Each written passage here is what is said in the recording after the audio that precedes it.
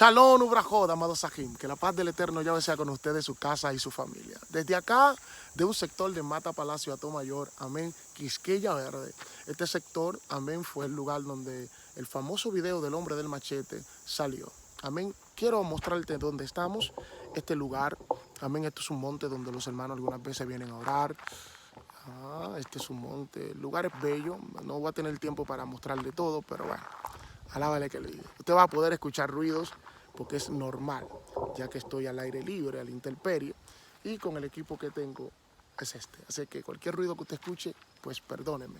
Quise hacer esta toma en este lugar, amén, y quiero llegar a ti, amén, para bendecir tu vida con una palabra que te pueda sacar de cualquier lugar donde estés. Pero antes de, quiero orar por ti.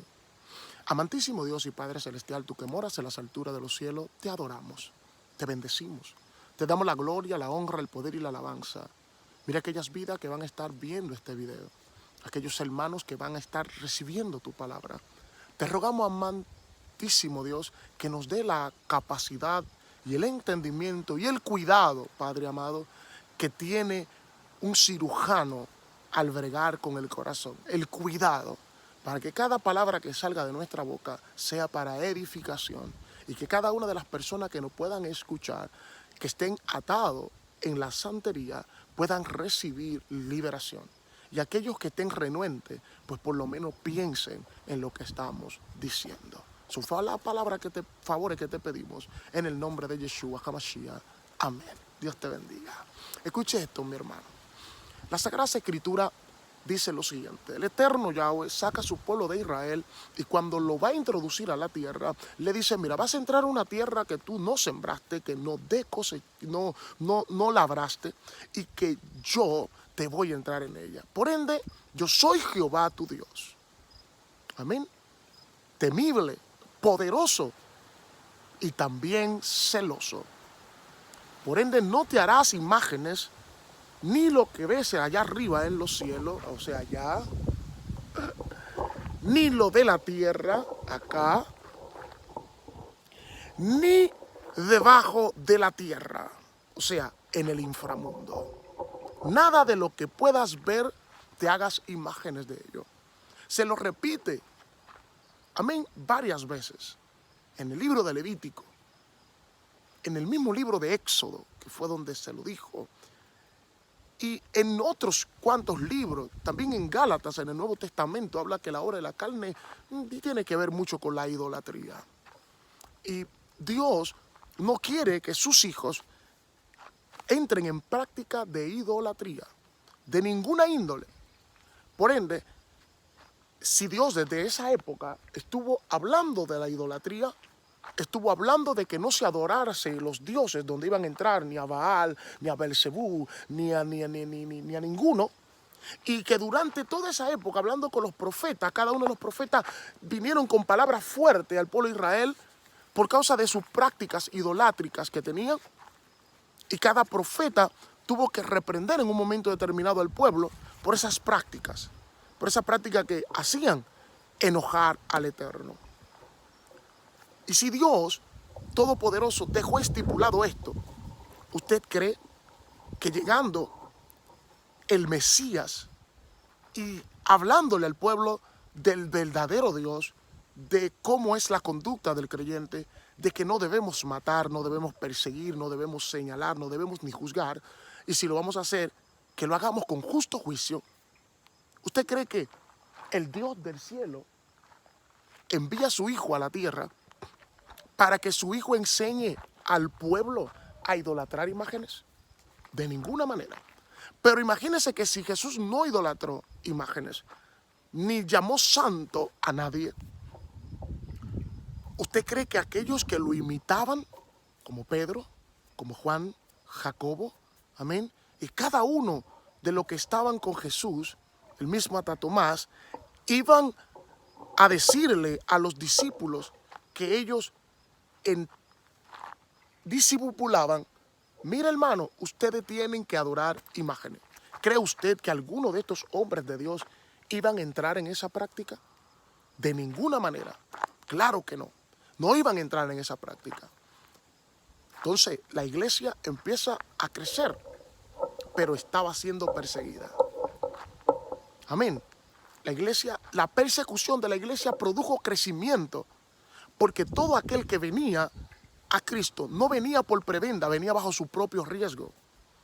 Que si era de una religión y su familia eran de esa religión, inmediatamente ser creyente era ser la parria, era ser los que nadie querían. Y eran perseguidos por eso. Al ser perseguido por esto, esta gente, amén, vivían una vida en oculto, en lugares ocultos, porque lo mataban. No era un privilegio ser cristiano en la sociedad en aquel entonces. La iglesia empezó a crecer, el apóstol Pablo llega a Roma por mandato del Eterno, predica allá, estaba preso y muere en ese lugar. Pasa el tiempo y tenemos un hombre llamado Nerón que se levanta contra la iglesia y la persigue. Antes de Nerón, pues la iglesia no tenía tanta buena fama, ¿no? Pero Nerón, pues, al ver que la gente también tenía como un poco de rabia con esta gente, Nerón, según lo que cuenta la historia, tenía que ver con la quema, que quería, pues, hacerse un palacio, ¿no? Y culpó, pues, a la parria, a los evangélicos. Una gente pacifista que no vivían peleando con nadie, pero lo culparon. Y ahí empieza una persecución horrible, quemado, matado, tirado, de todo. Hicieron shows con nosotros los cristianos en aquel entonces. Pero eso no detuvo el evangelio.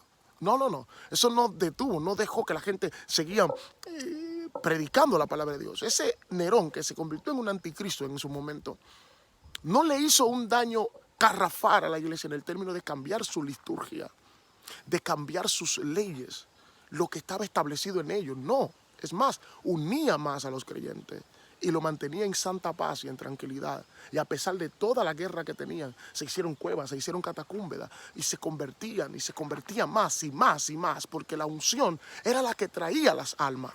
O sea que las vidas empezaron a ser transformadas a través de la palabra de Dios.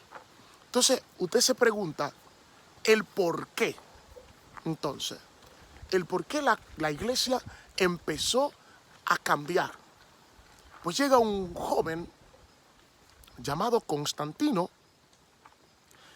y según lo que cuenta la historia, tiene una tremenda visión, Mr. Constantino.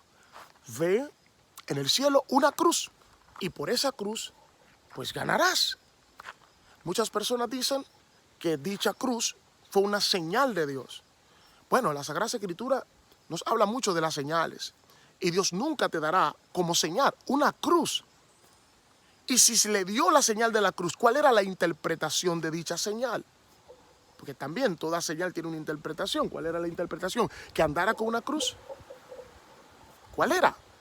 Pues está bien. Constantino, guiado por dicha señal, consolida de que el imperio se iba a convertir en un imperio gobernado por una ideología cristiana. No está mal. El imperio declara que la iglesia es libre de su culto, pero no solamente libre de su culto, sino que también será parte del imperio. ¡Alegría! ¡Qué bien! ¡Wow! ¡Qué bien! ¡Qué gozo! Llegó la libertad. Pero ¿qué pasó con ella? Que las personas de la odilarquía, ¿no? No sé cómo se llama, no sé cómo se expresa. Esa gente de la realeza, esas personas con capacidad económica y que tenían incidencia en el gobierno y que eran personas sabias, conocedoras, pues se convirtieron y son cristianos. Y ellos están viendo que hay privilegio. O sea, no soy cristiano porque me quiero salvar. No, soy cristiano porque hay privilegios. Soy cristiano porque voy a tener un puesto. Soy cristiano porque voy a estar cerca del emperador. O sea, no está mal que yo quiera un poquito del pastel. Y eso es lo que sucede. Ellos son cristianos. Aplausos. Muchísima gente convertida. ¡Wow! ¡Qué avivamiento! ¡Qué alegría! ¡Hey! Maten cordero. El cielo está alegre. De ninguna manera. Porque Cristo siempre tuvo personas que lo seguían por los panes y los peces, siempre. Aún así, tenemos pastores todavía predicando panes y peces. Pastores dando profecía, predicadores, profecías falsas, y la gente sigue creyendo. O sea, le llamamos los Cristian Casablanca, que dan números que no salen, pero la gente sigue pagando. Entonces, eso es lo que sucede. Eso es lo que pasa dentro del Evangelio. Que la gente sigue creyendo las mentiras. No solamente dentro del Evangelio, sino también en las prácticas de las iglesias tradicionales e idolátricas. Entonces, ¿qué pasa? ¿Y qué pasó con aquellos verdaderos cristianos? O sea, ¿dónde están? Pues ponte en el cerebro a preguntarte, ¿dónde estarán esa gente? ¿Salieron? ¿Fueron al imperio? Los verdaderos cristianos, de ninguna manera. Esa gente se rehusaron, se lo aseguro. Los verdaderos cristianos no iban a ir a dejar de adorar el Eterno, sabiendo que en el mundo tendréis aflicciones, pero confiar, porque yo he vencido al mundo. No améis al mundo, ni las cosas que él da el mundo, ni lo que está en el mundo. ¿Por qué? Porque el que ama al mundo se convierte en enemigo de Dios. Por esa premisa, le aseguro que la mayoría de los hombres y mujeres que sus padres murieron, que sus familiares murieron y que muchos no negaron a Cristo, no creo que ellos iban a negarse el seguir a Cristo por estar en un imperio que no se sabe qué es lo que pasa. Y te aseguro que palabras hubieron de tener cuidado, porque los hombres de Dios siempre tienen cuidado. Pero ¿quiénes fueron? Bueno, aquellos que querían ser cristianos, pero libres, que no lo atacaran, etcétera, y no lo culpo. Cualquiera puede hacerlo. Pues entonces hay que reformar, porque ¿cómo así? ¿Y este evangelio? Que no adoran imágenes. ¿Cómo así? Que no tiene, ¿cuáles son sus ritos? ¿Quién es su Dios? Hay que presentar un Dios. Hay que presentar a alguien. ¿Pero por qué? Pero señores, les acabé de decir, un imperio, diferente lengua, diferente persona, diferente cultura. Y ya tenemos poder. O sea, tenemos poder. Entonces, salir allá a Roma completa, a decirle a cada romano y a los que están anexados al imperio, no se adora imagen cuando estoy en una guerra, no se puede matar. ¿Cómo? No se puede matar. Beso todo el mundo. Pero entonces, ¿cómo conquisto? ¿Cómo me hago rico? ¿Cómo mantengo el imperio? Porque si yo no puedo matar, ellos me pueden matar. Por ende, tengo que buscar la manera de poder matar gente y de poder controlar la gente. Entonces, yo necesito la religión. ¿Por qué? Bueno, porque para tú consolidar algo, usted necesita el poder religioso, el poder económico, el poder político y el poder militar. Ya tienes la plebe. Si tienes a tu disposición el poder político, la política, el arte de la política, y tienes la capacidad económica y también la religiosa, que tienes la capacidad de controlar un grupo determinado de gente que despavorida adoran un Dios y te tienen a ti como alguien bueno. O sea, tienes todo de ganar. Pero si a los militares lo tienes, mejor. Pero ¿qué pasa? Que la mayoría de la gente en Roma usaba mercenarios. Y esos mercenarios sanguinarios tenían cada uno sus dioses, creían en algo. Entonces, ¿cómo yo voy a decirle a esos mercenarios que su Dios no se ve? ¿Cómo entrarle a la mente de un grupo determinado de personas que no tienen ni la educación, eso es lo primero, no tienen la educación, que su Dios no se ve? ¿Cómo decirle eso a los egipcios? A los fenicios. ¿Cómo decirle esto a un grupo determinado de gente que tengo en mi imperio? Y que esas personas, yo le voy a decir, entreguen sus armas, ya no vamos a matar. Ojo con esto, porque la Biblia dice no matarás. Y Jesús dice, si te dan acá, entrega la otra mejilla. O sea, la humildad también, la tranquilidad. Pero no, ya la iglesia tiene pompa, trajes caros. Hay que besarle el anillo al jefe. En nombre de Padre y de Espíritu. Amén. Ya el lenguaje empieza a cambiar. Ya la forma empieza a cambiar. La liturgia cambia. Porque ya el máximo líder. ¿Y qué pasa? ¿Qué tenemos que hacer? Bueno, crear concilios. ¿Y para qué son los concilios? Bueno, los concilios no es un grupo determinado de iglesias que tienen el mismo nombre, etcétera, etcétera, etcétera. Eso no es los concilios. Los concilios era un grupo determinado de líderes que se reunían para establecer, quitar o poner leyes, etcétera. Se reunían, pensaban en lo que se iba a hacer y ahí se establecían leyes. Y entre ellas, y entre esas leyes que se establecieron barbáricas contra la ley de Dios, porque la palabra del Papa era infalible. La ley de Dios era buena, pero nadie la comprendía más que el Papa o el seno de la iglesia. Ya empezó a encerrarse las cosas. Se le quita lo que es, se le pone un zipper, solamente sabe el Papa. Amén. La Biblia o la palabra del Eterno, nadie la ve. Los plebeyos no la ven. Tienen que ser los privilegiados para poder ver la palabra de Dios, escudriñarla, conocer la verdad. Porque la verdad os hará libre. Entonces empieza a transformarse la iglesia. ¿Y a quién ahora vamos a perseguir? Pues entonces la iglesia se inventa un enemigo. Y el enemigo se le llama paganismo. Sí, no tienen asidero bíblico para tener enemigos y perseguirlo, pero el enemigo es los judíos, los brujos,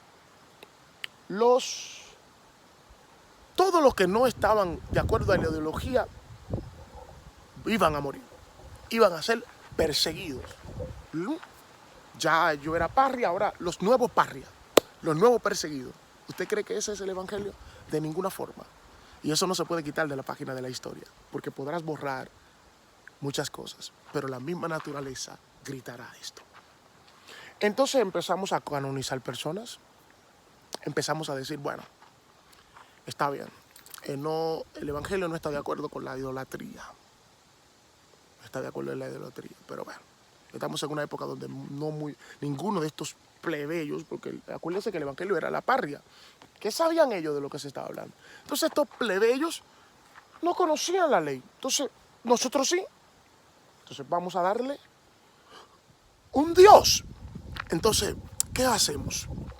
Muchos creen en Zeus, otros creen en Odín, otros creen en Faraón Ra, y en Anubis, y etcétera, y Amun-Ra, y todas las tonterías. Otros creen en Krishna, otros creen en esto, en lo otro. ¿Qué hacemos? ¿Qué hacemos? Espérense, hagamos lo siguiente. Pues, a Dios vamos a ponerle el balbú, el gran poder de Dios, etcétera. Dios, pero alguien que lo represente. Su poder, el gran poder de Dios, su poderoso. Entonces, recuerden, estamos hablando de gente que tenían dioses hasta para beber agua.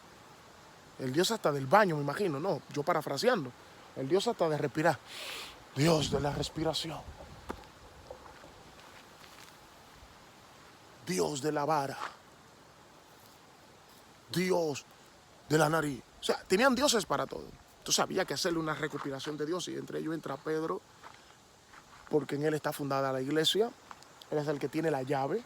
Allá, la llave. Para entrar allá hay que hablar con Pedro. Está el Pedro, aquí estamos. Entonces, después de ahí, tenemos a diferentes dioses. Una camada de dioses, pero que ellos no son dioses, ellos son santos que interceden por nosotros. De acuerdo a mi credo, entonces ya no voy a creer en Freya, no voy a creer en Odín, sino que Odín y Freya se personifican en el Dios del evangélico. Pero ¿por qué yo no voy a creer en Dios o en Freya? ¿Por qué no voy a creer en Freya o en Odín? Bueno, porque no es que yo no quiera creer, es que no me lo van a permitir creer. ¿Por qué? Bueno, porque están en el imperio. Ya ellos crearon sus dioses. Y al crear sus dioses, si yo me atrevo a no creer en esos dioses, ¿qué pasará? ¿qué sucederá? Al no creer en esos dioses, voy a tener problemas. Dios le bendiga.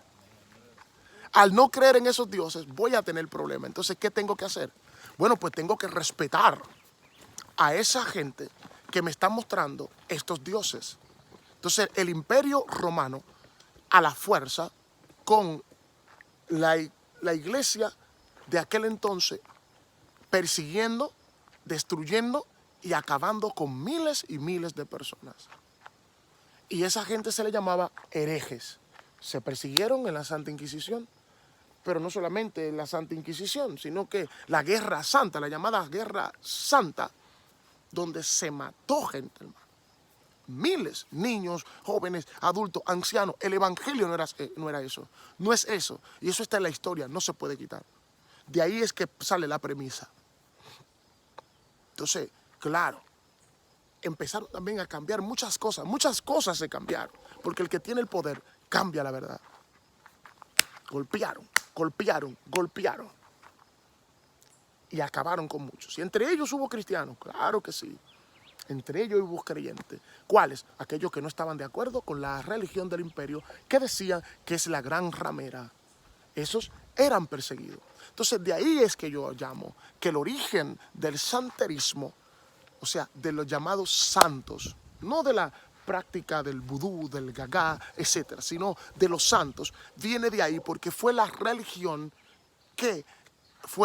imperial y que visitó las Américas y visitó las Indias y visitó toda Europa. Es la religión que conquistó todo el mundo y que no solamente lo conquistó hablando, sino que el que no estaba de acuerdo con la religión, y oye esto, los indios podían ser muertos, total, eran paganos, no tenían a Dios, podían matarse.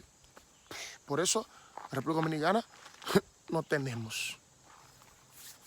¿Ya entendieron? Entonces, ahí es donde entra la práctica de la santería, porque fue por imposición y por obligación, que ya los santos que ellos tenían, o sea, los demonios que ellos adoraban, los espíritus que ellos adoraban, se convirtieron en santos como una personificación con San Pedro, San Lucas, San Juan, San Judas Tadeo, San Salpracio, San como tú le llames, San como tú le quieras llamar, que aunque detrás de eso se ocultan espíritus engañadores, demonios.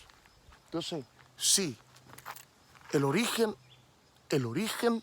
de la santería de por sí, de la adoración a imágenes como la imagen de María, que nunca la pintaron, la imagen de ninguno de esos apóstoles fue pintada, ninguno de los hermanos iban a pintar la imagen de ningún apóstol, porque nosotros no adoramos imágenes, por favor.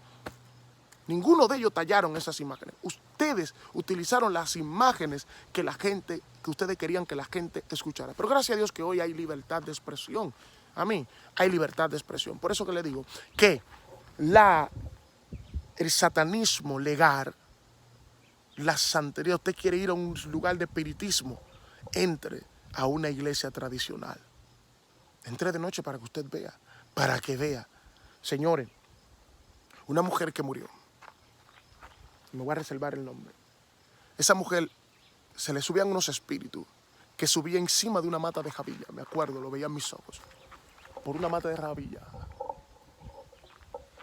Con un espíritu que le llamaban Dambalá. Es un espíritu de serpiente africano. Y ella se subía en una mata de jabilla. Cuando llegaba el día de ir a la iglesia tradicional, era la primera en estar. ¿Ya entendiste? ¿Ya comprendiste? Iba a hacer promesa, fue al río, echó monedas e hizo de todo. Pastor, ¿y cómo usted lo sabe? Yo fui con ella muchas veces. Entonces, cuando iba allá a la iglesia tradicional, se apiaban la gente de los gagá y entraban normal. La gente de los vudú, y entraban normal a hacer promesas, se entraban. ¿Por qué ellos no entran a una iglesia cristiana? Saben que van a rodar, que los demonios que tienen dentro van para afuera. ¿Pero por qué entran ahí? Porque ellos saben que su madre y el lugar donde ellos deben estar es ahí. Punto. Satán estará donde está a Satán. Punto. Entonces, por favor, no quieran decirle que no es letrado una persona que sabe la verdad. Lo que yo aprendí y las cosas que yo hice fue legalizada por ustedes. ¿Y por qué yo hablo? Porque ustedes han dañado a muchos niños, muchas personas, muchas familias, mucha gente creyendo en tonteras, que hoy sus hijos están en diferentes tipos de barbarie por creer en santos satánicos que ustedes hicieron que pusieran en su casa. Como el San Miguel, que es un tipo subido arriba, vestido y disfrazado de ángel de luz, que ustedes saben quién es, porque ustedes saben quién es. Y alguien que está abajo, que se puede representar con dos. Número uno, la caída del hombre o la muerte de Abel. Punto. No hay más nada. Y ustedes saben quién está arriba, quien se disfraza como ángel de luz. A Satán, el diablo. Amén. Entonces, la iglesia tradicional